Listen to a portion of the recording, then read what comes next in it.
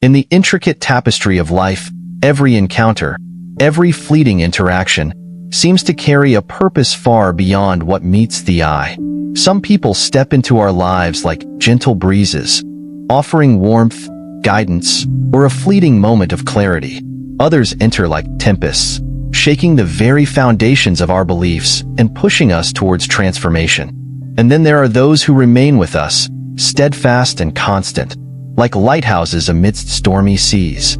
At the heart of this understanding lies an ancient truth shared by wise sages and spiritual leaders across centuries. People do not come into our lives by chance. Each encounter, whether joyous or painful, serves as a mirror reflecting something about ourselves, a lesson, an unresolved wound, or a hidden strength. Understanding this principle is key to navigating the emotional complexities of human connections. Imagine a garden, a sanctuary of growth, color, and life. Each person we meet is like a seed planted in this garden by the unseen hands of destiny. Some seeds sprout into vibrant flowers, bringing beauty and joy for a brief season before withering away. Others grow into sturdy trees, their roots intertwining with ours, offering shade and strength through life's harshest summers. And then there are weeds, unwanted, stubborn, and persistent, that challenge our patience and resilience. Yet even these weeds have their purpose, teaching us vigilance, care, and the importance of boundaries.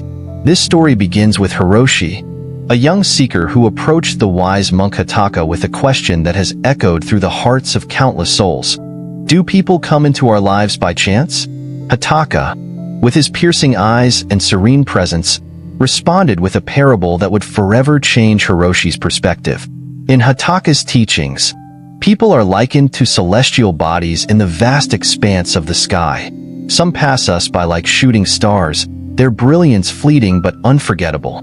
Others are like planets, orbiting close to us, influencing our tides, moods, and movements. And then there are stars, constant, unwavering, and ever-present, illuminating our darkest nights.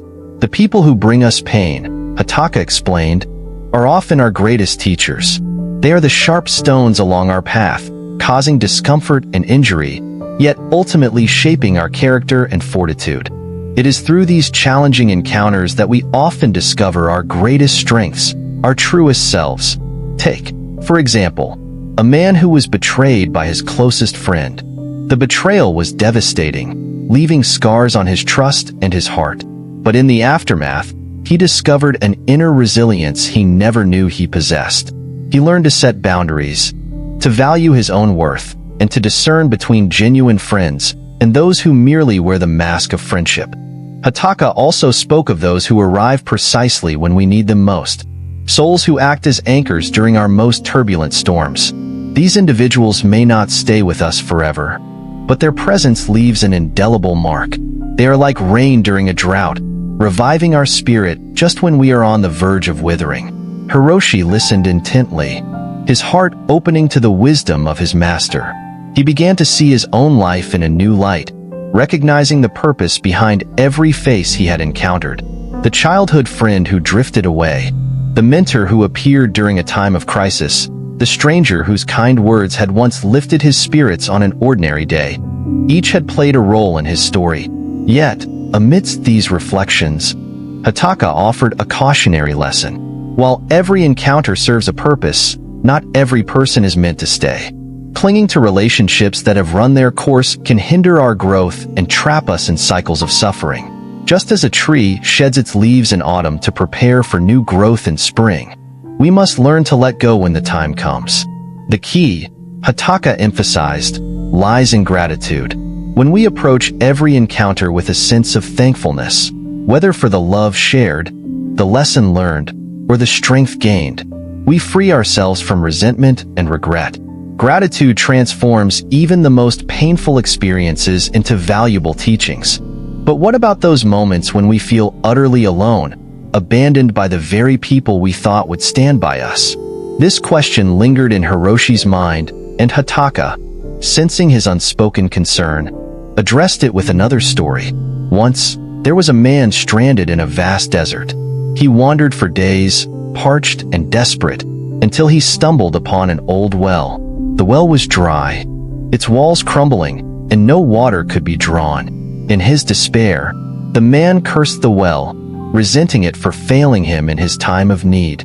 But as he sat beside it, exhausted and hopeless, he noticed a faint sound, the distant trickle of water.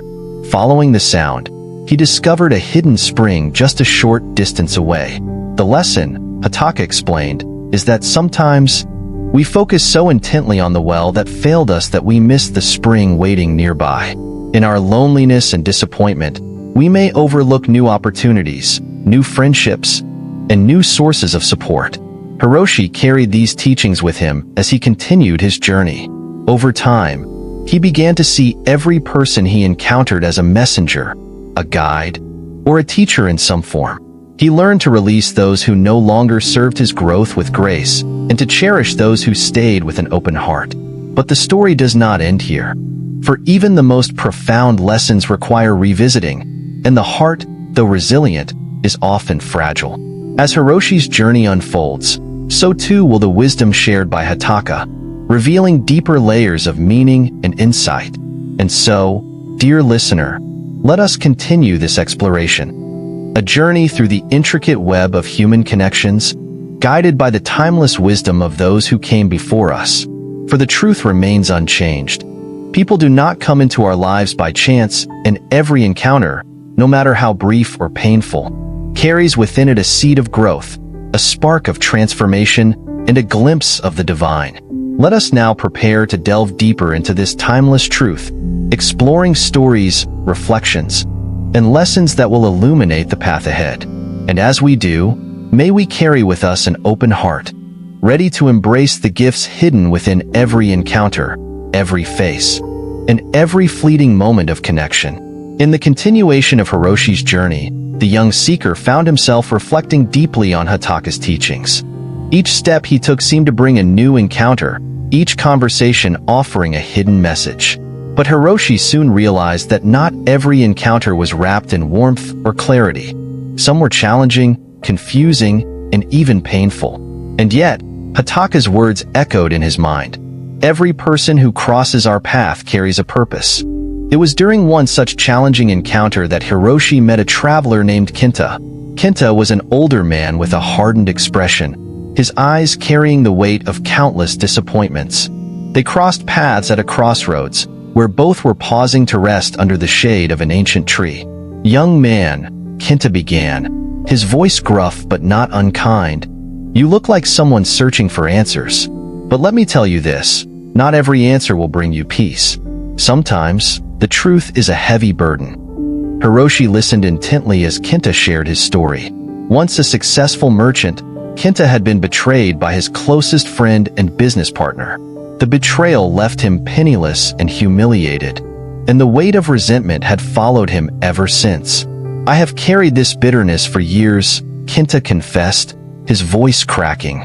"But it wasn't until I met a monk, much like your master Hotaka, that I began to understand something important.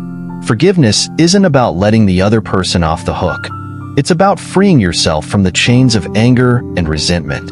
Kenta's story was a profound reminder that our encounters with others often act as mirrors. They show us our own fears, our wounds, and our unresolved pain. Sometimes, the people who hurt us the most are the ones who offer us the greatest opportunities for growth. Hiroshi thanked Kenta for his vulnerability and continued his journey. As he walked, he noticed how the world around him seemed different. The trees greener, the wind softer, the sun warmer. It was as if a veil had been lifted, and he could see the interconnectedness of all things. One evening, Hiroshi arrived at a small village nestled in the mountains. The villagers welcomed him warmly, offering him food and shelter. Among them was a young woman named Aya, who had a radiant smile but sorrowful eyes. "You seem troubled," Hiroshi said gently as they sat by a flickering fire. Aya hesitated before speaking. "There is someone in my life who causes me great pain," she admitted. "But I cannot let them go. I feel bound to them, even though they drain me emotionally." Hiroshi thought of Hotaka's words about letting go.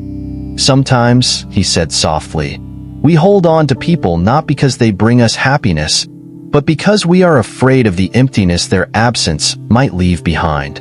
Aya nodded, tears glistening in her eyes. But how do I let go? How do I find the strength?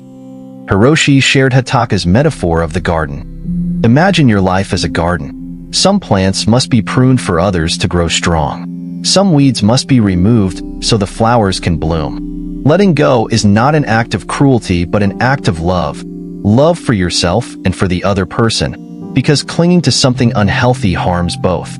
Aya sat silently for a long time, contemplating Hiroshi's words.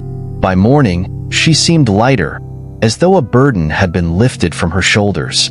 In every village, with every person Hiroshi met, the same themes kept resurfacing. The importance of gratitude, the power of forgiveness, and the courage to let go.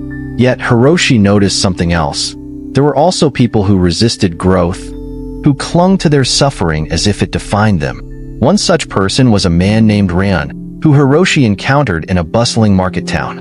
Ran was perpetually angry, snapping at vendors and scowling at passers-by. When Hiroshi struck up a conversation with him, Ren's bitterness poured out. "The world is unfair," Ren spat. "No matter how hard I try, nothing ever works out for me. People are selfish, cruel, and untrustworthy." Hiroshi listened patiently, then asked, "But have you ever considered that your anger might be a prison of your own making? That the world you see is a reflection of the world within you?" Ren froze, his face contorting with a mix of anger and realization. "You think it's that simple?" "No," Hiroshi said gently. "It's not simple, but it is true. The way we see the world is shaped by the lens we carry. If your lens is clouded with anger and resentment, then that is all you will see." Ren didn't respond, but Hiroshi could see a crack in his defensive armor. Sometimes, a single seed of truth is all it takes to begin the process of transformation. As the days turned into weeks and Hiroshi continued his journey, he began to understand something profound. Every person we meet carries a lesson, but not every person will recognize or accept that lesson. Some will resist, some will ignore, and some will embrace it wholeheartedly. Yet, our responsibility is not to force others to learn, but to remain open ourselves.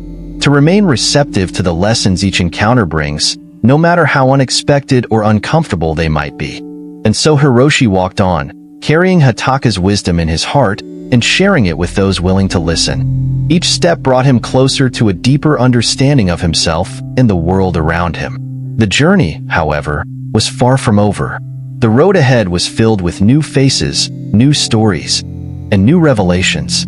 And with every encounter, Hiroshi's garden grew, sometimes with flowers, sometimes with thorns, but always with purpose. As Hiroshi continued his journey, he found himself in a vast and serene forest, where the air was thick with the scent of pine and the distant hum of flowing water echoed through the trees. His steps were slow, deliberate, and reflective, for every encounter so far had left a mark on his heart and mind. The words of Master Hotaka, the stories of Kinta, Aya, and even Run, lingered in his thoughts like echoes in a canyon. After days of walking, Hiroshi stumbled upon a small clearing where a modest temple stood. The structure was ancient, its stones weathered by time, yet it radiated a profound sense of peace. Outside the temple, an elderly monk named Daisher was tending to a small garden of wildflowers. With a warm smile, Daisher invited Hiroshi to sit and rest. Over bowls of warm tea, Hiroshi shared his journey and the lessons he had learned. Daisher listened patiently, his eyes twinkling with wisdom and kindness. When Hiroshi finished, Daisher spoke softly. "Every person we meet is a mirror, Hiroshi. Some reflect our strengths, others our weaknesses.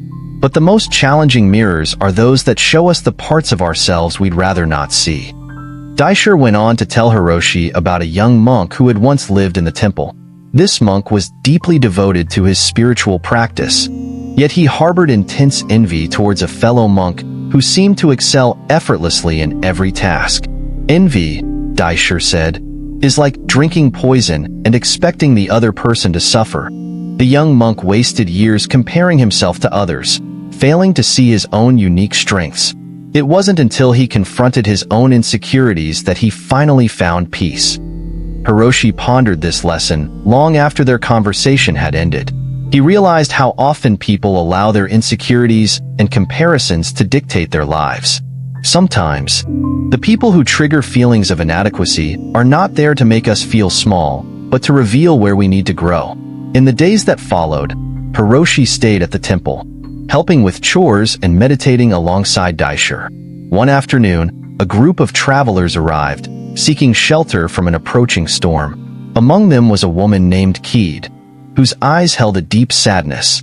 During their stay, Keed opened up to Hiroshi about her past. She spoke of a broken relationship that had left her feeling unworthy of love and incapable of trusting others. "I keep people at a distance now," she admitted. "It feels safer that way, but it's also so lonely." Hiroshi shared with her something Hotaka had once told him. Walls not only keep others out, but they also keep you trapped inside. True healing comes when we allow ourselves to be vulnerable again, even if it means risking pain. Keed listened, her eyes welling with tears. By the time the storm had passed, she thanked Hiroshi for his kindness and wisdom, and though she departed with the other travelers, there was a lightness in her step that hadn't been there before. The experience with Keed made Hiroshi reflect on his own walls, the invisible barriers he had built around his heart to protect himself from disappointment or rejection. He realized that vulnerability was not weakness but strength, for it takes great courage to open one's heart despite the fear of being hurt. As Hiroshi resumed his journey, he encountered a small village where an annual festival was taking place. The streets were alive with music, laughter, and vibrant colors. But amidst the celebration, Hiroshi noticed a young boy sitting alone by a fountain, his eyes downcast. The boy, named Kenji, had been ridiculed by his peers for being different. He was quieter, more introspective, and preferred reading books to playing rough games. "Why do they treat me this way?" Kenji asked Hiroshi with tears in his eyes. Hiroshi knelt beside him and said, "Sometimes, people mock what they don't understand, but your uniqueness is your strength, Kenji. The world needs people who see things differently, who feel deeply, and who think with kindness." Kenji's face brightened, and for the first time that day, he smiled. It was a small moment, but Hiroshi knew it had the power to change the boy's life. Everywhere he went, Hiroshi saw reflections of humanity in its rawest forms: fear, love, anger, hope, and resilience. He realized that every encounter, no matter how brief, carried a spark of meaning. Some people were teachers, others were students, and often, the roles switched without either party realizing it. But not all encounters were peaceful. In one town, Hiroshi met a man named Shiro, whose bitterness had turned into cruelty. Shiro had been wronged many times in life, and instead of healing, he had chosen to spread his pain to others. "Why should I be kind when the world has been so unkind to me?" Shiro sneered. Hiroshi replied gently, "Because kindness isn't a transaction, Shiro. It's not about what you get in return. It's about who you choose to be, regardless of the world around you." Shiro said nothing, but a flicker of something crossed his face. A brief moment of recognition, perhaps even regret. Sometimes, Hiroshi realized, all we can do is plant a seed and hope it takes root. As night fell and Hiroshi rested under a blanket of stars, he thought about all the people he had met. Each one had been a thread in the vast tapestry of his journey, weaving together lessons of love, forgiveness, gratitude, and resilience. Master Hotaka's teachings rang clearer than ever. People do not come into our lives by chance. Every encounter is purposeful, every connection sacred, and even the briefest exchange has the power to leave a lasting impact. But Hiroshi's journey was not yet over. There were still more faces to meet, more stories to hear, and more lessons to learn. And with every step, his heart grew lighter, his spirit stronger, and his understanding of the interconnectedness of all things deeper. The final leg of Hiroshi's journey brought him to a remote mountain monastery, perched high above the clouds.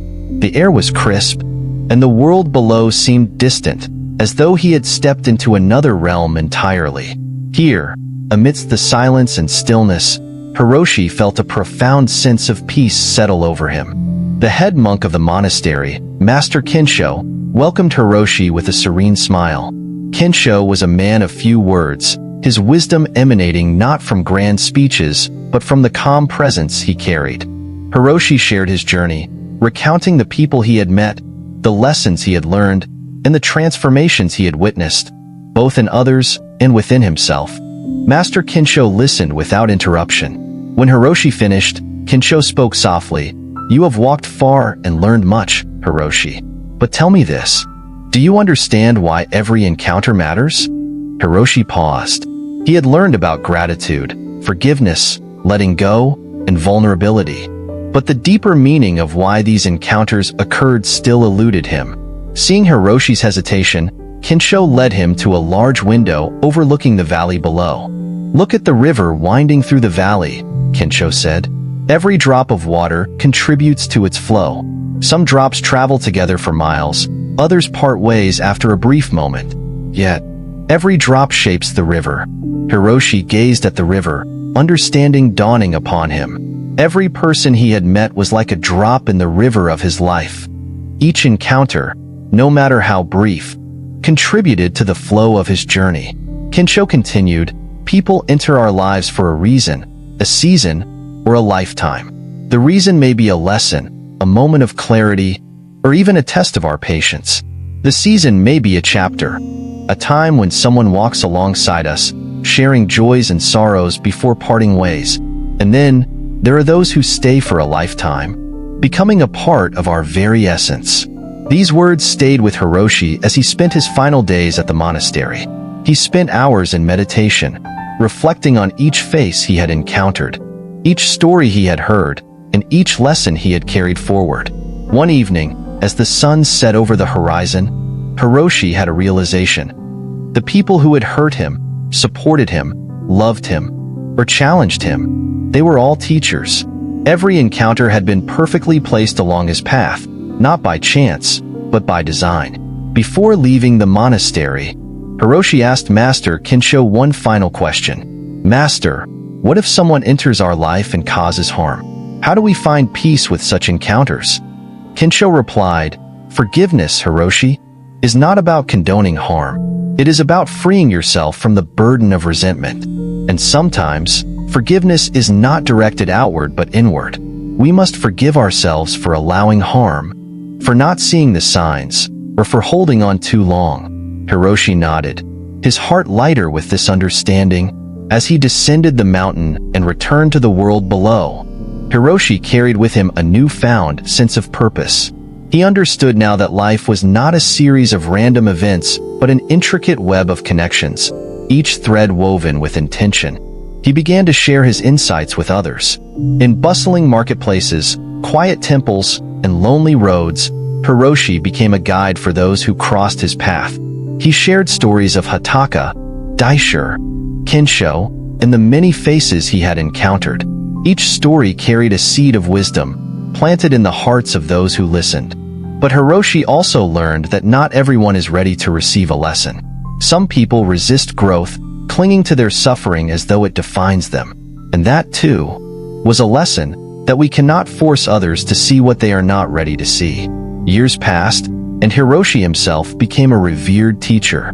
Young seekers came to him with questions, just as he had once approached Master Hotaka, and Hiroshi, with a gentle smile and wise eyes, shared the same timeless truths that had shaped his journey. He taught them that every encounter, whether brief or lasting, painful or joyful, is a gift. He reminded them that letting go is not failure but an act of love. And he showed them that gratitude is the key that unlocks peace in even the most difficult moments. One day, a young monk approached Hiroshi and asked, "Master, what is the greatest lesson you have learned from your journey?" Hiroshi paused, looking out over the horizon where the sun was setting in a golden glow. "The greatest lesson," he said softly, "is that every person who enters our life is a reflection of something within us. They are mirrors showing us our strengths, our wounds, and our capacity to heal. And when we embrace these reflections with an open heart, we find not only wisdom but also deep, abiding peace." As the sky darkened and stars began to appear, Hiroshi felt an overwhelming sense of gratitude for every face, every voice, in every fleeting moment that had shaped his life. His journey had not been easy, but it had been meaningful. And in the quiet of that evening, he knew that every step, every encounter, had led him to this moment. In the end, Hiroshi's story is not just his own. It is a reflection of all our stories. For we, too, walk paths filled with faces, voices, and fleeting connections. And if we choose to see them not as random events, but as sacred threads in the tapestry of our lives, we may just discover the profound truth that people do not come into our lives by chance. And so, dear listener, let us carry this wisdom forward. Let us cherish every encounter, embrace every lesson, and walk our paths with gratitude, forgiveness, and love.